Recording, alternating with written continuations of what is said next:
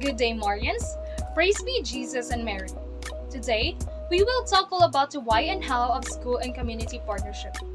Our learning outcomes will be, at the end of this chapter, we should be able to, first, explain what school and community partnership means.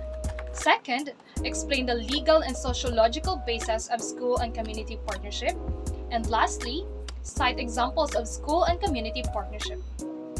So let's proceed to discussion proper and let's conceptualize the opportunities for school and community partnership. Partnership implies two parties helping each other. Both parties benefit. This means if a school community partnership exists, both parties benefit from the relationship. Thus, in the following paragraphs, we shall present what communities can do for schools and what schools can do for communities in return. What really can community do for schools? There are actually a lot of examples. First is Brigada Escuela. This program engages all education stakeholders to contribute their time, effort, and resources in ensuring that public school facilities are set in time for forthcoming school opening. It takes place more or less 2 weeks before classes begin, and this is a school maintenance program that has been institutionalized since 2009 when DepEd issued DepEd Order Number 100. And second is curriculum development. This can mean use of community resources for learning. Examples are museum used for school field trip. And three is work experience programs. Business establishments and offices in the community can serve as training ground for learners. And a concrete example is the work immersion required for senior high school students.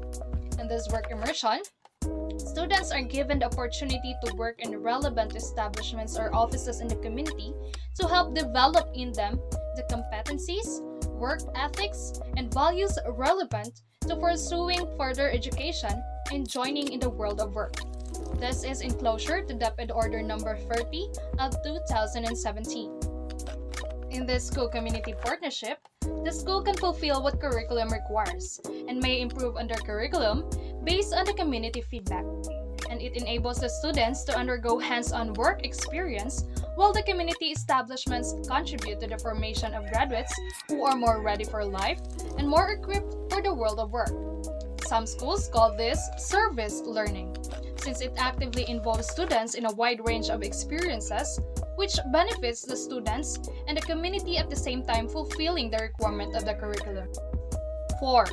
Remediation and enrichment classes. Parents and retired teachers may be involved in the school reading remediation and learning enrichment programs. 5. Youth development programs. The young may involve themselves in youth development programs and develop their skills and talents, learn how to deal positively with peers and adults, and serve as resources in their communities. 6 is community service. Examples of community service are students participating in tutorial programs, community reforestation programs, cleanup drive, assisting in medical mission, school head involved in planning local celebrations, teachers managing programs, projects, activities, and school band playing in fiesta parade. So what can schools do in return? Schools may allow the community to use school resources. Here are concrete examples enumerated by the DepEd Primer on school community partnership. The first one is classroom used by community organization for meetings. Usually, in this kind of meeting, one member of the community will be selected to facilitate the meeting, ensuring that everyone is heard and helping the group maintain its focus and goals. Number 2, school used as polling place and venue for medical mission, which it may co-sponsor with a rural health unit. In this, we can use school as the venue for any health-related activities that was programmed and conducted by our government to help the people in a certain community in terms of their health issues and concerns. Number 3, schools use the rural health unit for mothers' class and child cares. Through this, mothers will have the opportunity to acquire enough knowledge on how to take care of their children, especially to those single mothers or teenage moms who really don't have enough idea in terms of taking care of a child. Number 4, school used as an evacuation center. It is really undeniable that we use our school facilities as our evacuation center, especially when there is a storm or flash flood happening in a certain community.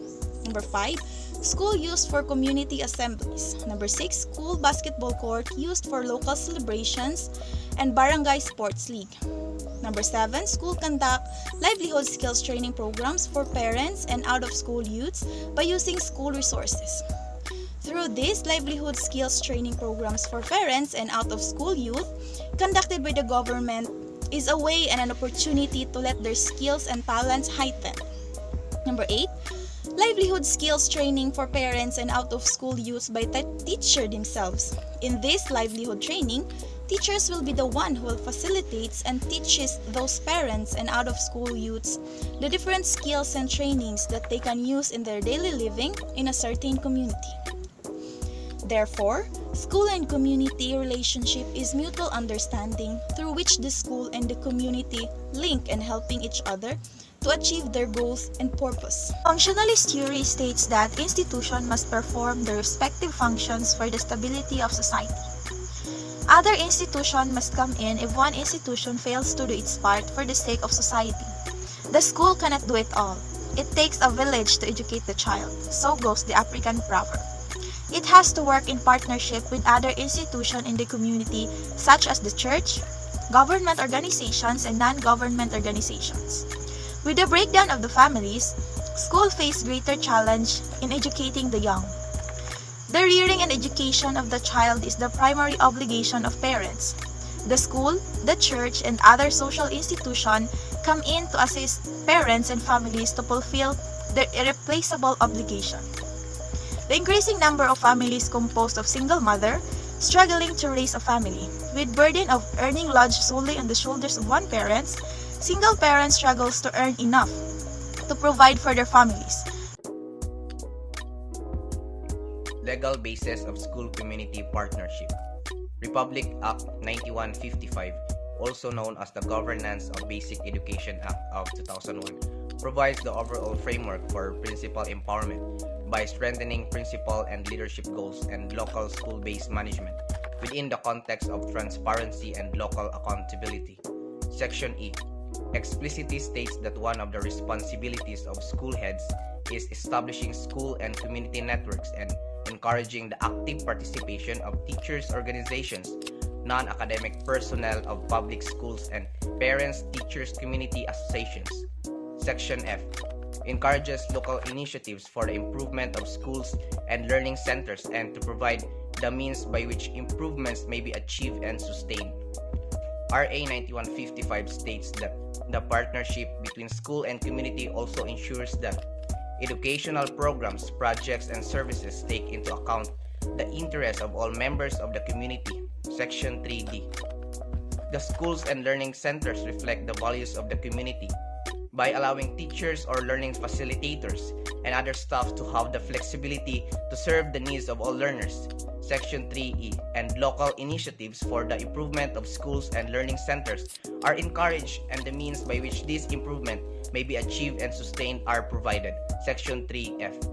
Batas Pambansa Bilang 232, Education Act of 1982, an act providing for the establishment and maintenance of an integrated system of education. Section 2. This act shall apply to and govern both formal and non-formal system in public and private schools and all levels of the entire educational system. Republic Act 8525 adopt a School Program Act. Section 2. Towards this end, the state shall institute programs to encourage private companies and enterprises to help in the upgrading and modernization of public schools in the country, particularly those in poverty-stricken provinces. Philippine for All Plan is a vision and holistic program of reforms that aims at improving the quality basic education for every Filipino by 2015. Schools shall continue harness local resources and facilitate involvement of every sector of the community in the school improvement process. Let's talk about our takeaways of this chapter. So, we've learned that school and community partnership means school head, teachers, learners, parents of learners, and non-teaching personnel working together with civic and religious leaders, alumni, other parents, non-government organizations, government organizations for the good of the children. So that ends our report about the why and how